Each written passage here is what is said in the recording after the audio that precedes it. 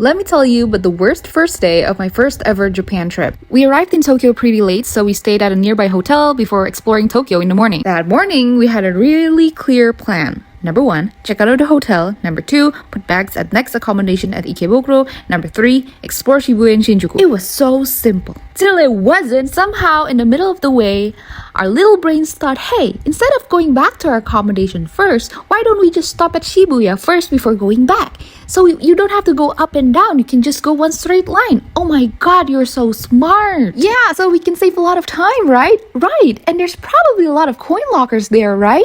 Right.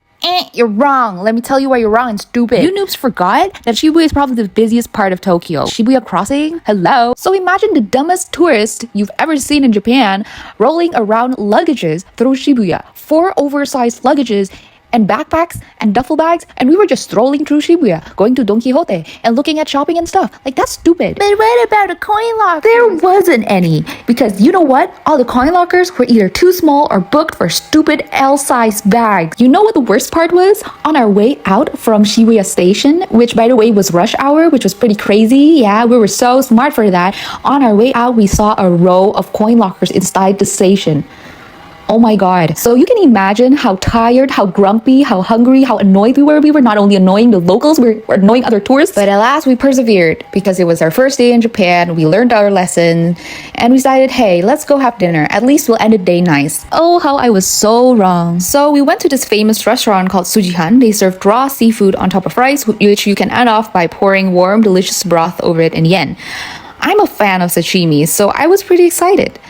Disclaimer, my reviews are my own. We entered this really small, cozy restaurant with our oversized luggages and had a seat. Delicious opening course, a tuna sashimi with some peanut sauce, very unique, so far so good.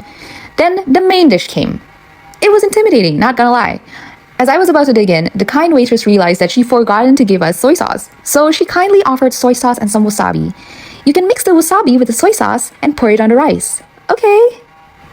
I didn't really like wasabi, but maybe this was a different wasabi. Maybe this is Japan wasabi, and you know? I can tell because I was hesitating to mix it that the waitress thought that I didn't know what to do. So she was so kind to tell me to mix it, but I didn't want to mix it. But the people pleaser in me was like, okay, I'm mixing this. Note to self, do not be a people pleaser. And on my first bite, oh my god, this felt like that scene with the chipmunk and the apple.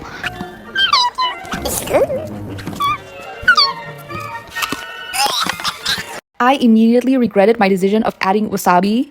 Worse than that, all the wasabi? Yes, I put all the wasabi in the soy sauce. I was just that stupid. And turns out, there was leek in it. Which, for someone who loves leek, this will be like a godsend, but I hate leek. I loathe leek. So you can imagine how much I was struggling to swallow the thing, and the waitress was just looking at me eagerly because she was just so nice and I was just so stupid. And did I mention that this was a booth? So, like, she can't like not look at me the entire time. She can't like not look at me not finish this bowl. I can't hide this whole thing under a napkin. Somehow I finished it. No, that's a lie. I gave it to my friend. He was such a trooper too. He enjoyed the meal unlike me, but imagine just like a whole bowl of that thing with like all the wasabi. Like, who can finish that? Apparently he can.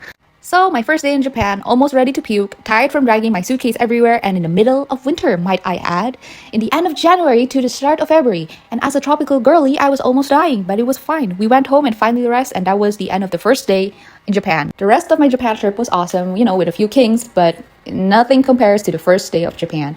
But I'll forever be grateful and cherish it forever.